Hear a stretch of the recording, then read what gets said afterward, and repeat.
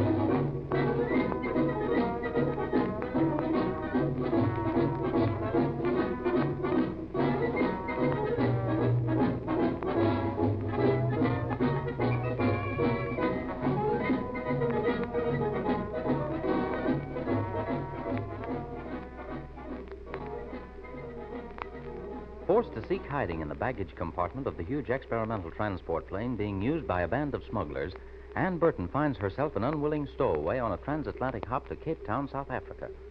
The pilot, Jack Baker of Interstate Airlines, has agreed to assist the United States Secret Service in their efforts to track down the band of diamond runners, and to do this has apparently joined the ranks of the smugglers. Meanwhile, things are happening back in Ann's hometown, Springfield, where co-pilot Pete Peterson, hostess Kay Thompson, and Jack's brother Bobby are watching out for any messages from Jack, as well as trying to fathom the identity of the mysterious Doc, who is known to head the smuggling ring and who is known to have a private radio station hidden somewhere in Springfield. Let's see how much they have found out. Well, I have to hand it to you, Bobby. You certainly have done a nice job with that receiver there. Thanks, Pete. It was quite a job to rewind that coil so I could pick up that high frequency that Mr. Morrison gave me. Cuts right through the old ether, though, just like a factory-built job. Yeah, but I haven't heard Jack on it yet. You don't suppose maybe those gangsters have done something with him, do you, Pete? Nah, they need him to pilot that ship too badly. And besides that, Jack's too smart to let them get an idea that he wasn't playing right into their hands. But you'd think he'd have found a chance to send some kind of a message. Just a word, maybe. Probably is having his hands full herding that transport along. Well, do you suppose the fellows at headquarters got their messages through to him? I mean, the ones they sent about Miss Burton being hidden on the ship with him? I doubt it, Bobby. You see, there are two of those fellas, and they can take turns watching Jack. And you just bet that they see that he doesn't fool with that radio. It's too easy to give away a position that way. I guess that's the reason their station here in Springfield hasn't sent out any messages either. They must know the government's watching for them and that they'll get the location by cross-checking. That just reminds me. I still wonder about that radio room in the Tyler Sanitarium. You're sure that we saw it, Bobby? Oh, of course I am, Pete. Oh, gee, there it was just as plain as day. And then when we go down the same steps and go through the same door, just a little later, there's not a thing there but just a hospital laundry. Kind of gives you the creeps like it does in a show when you see a magician make a lion in a cage disappear. Yeah, only there's a trick to that. Pretty much of a trick to make a radio station disappear, too. But I think this Doc is a bit of a magician himself, the way he fixes up these coral islands with power plants, has radio beams for his own ships, airports in the middle of swamps that even pilots flying over can't find. I don't know, Pete. I feel kind of like Kay. A fellow that owns a hospital wouldn't have to be a crook when he's got a swell reputation like Doc Tyler has. No? Well, don't let those reputations fool you, Bobby. We know that radio room was in the hospital. We saw it. Maybe when Morrison gets back here, we'll have another look around that place. Say, they ought to be here pretty soon, too, Pete. Aunt Hattie's going to stay over at Kay's, I guess. But I wonder who this Zeb is that Mr. Morrison radioed about. You got me there, Bobby. All I can get is that he's some native down there that they picked up because he seems to have an interest in this thing. We'll know all about it just as soon as they get in, which won't be very long now, so D12 calling Baker. D12 calling Baker. Hey, there. They're calling for Jack again. Maybe he'll answer this time. D12 calling Baker. If you hear this, Baker, just say 12 on special frequency. If you hear this, Baker, just say 12 on special frequency. You got that receiver on that frequency, Bobby? Yeah. Shh. D12 calling Baker. If you hear this, Baker, say 12 on special frequency. We'll be listening and call again in 1 hour. Oh, gee. I thought maybe Jack would answer that call. I'm getting sort of worried about him, Pete. Say, just where is that Cape St. Roque anyway, do you know? Well, as near as I figure it, Bobby, Cape St. Roque, where Jack is heading, is that big cape that juts out of South America. It's the land that's furthest east, and naturally the nearest to Africa. I guess I'm just going to have to get a couple of maps and put them up here if Jack's going to work with the Secret Service, so I'll know where he is. But maybe you'll let me go with him. calling BM. TS calling BM.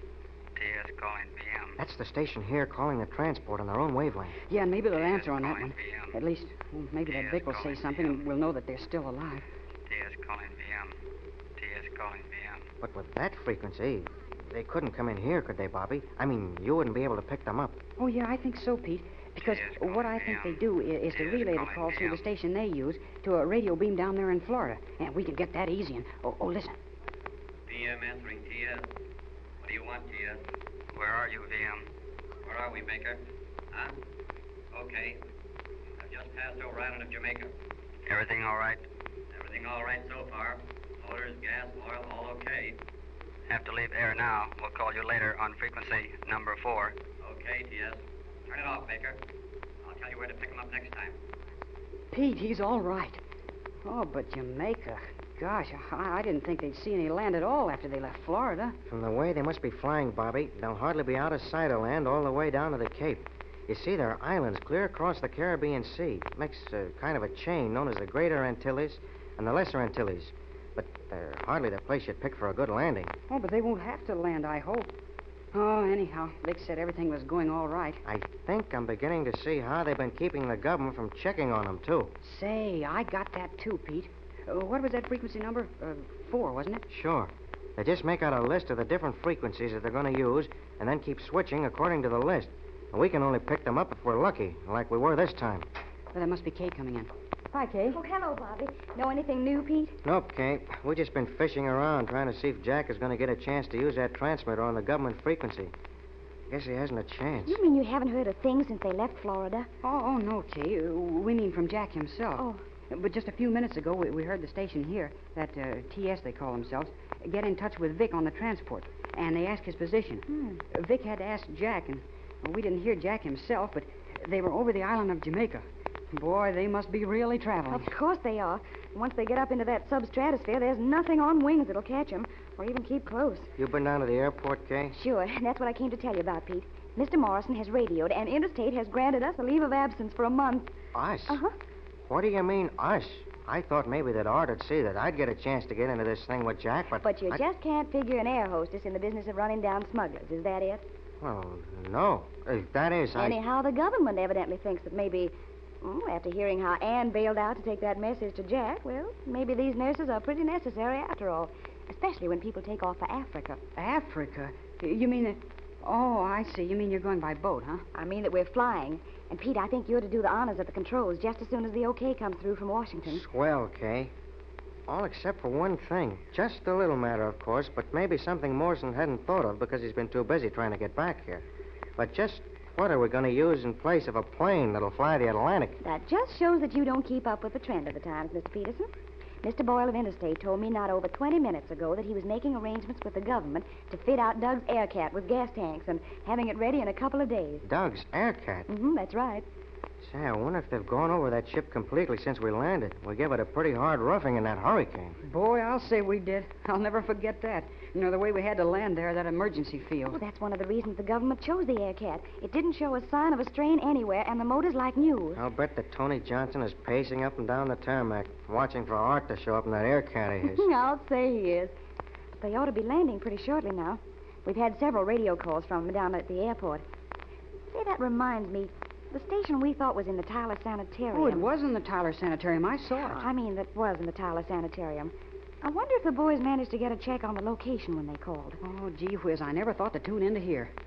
Oh, but if they did, it was an accident, the way they've been switching around. Well, I'm afraid I've missed something, Bobby. What's all this about? Oh, well, you see, Kay, the way they've been doing, they give Vic, or maybe it was Joe, a list of the different wavelengths they were going to use with numbers the way they were going to use them. Then they just send one on one frequency and the next message on the next wave on the list. And like that on down the line. That way, if anybody's trying to cross-check them, well, it'll just be luck, that's all. Pete, I don't care what you think. There's someone with the most cunning brain I've ever heard of behind this thing, and it's not Doc Tyler. At least I don't think he's smart in that way. Have it your own way, Kay.